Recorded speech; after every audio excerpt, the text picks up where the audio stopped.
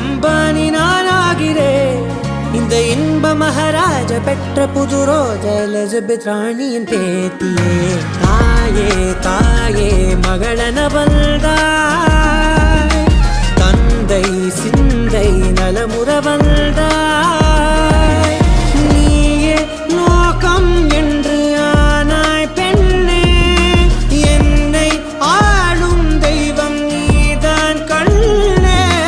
பெற்றது நானா இல்லை உன் மகனே நானம்மா. தாயே தாயே மகளன வந்தாய், தந்தை சிந்தை நலமுற வந்தாய்.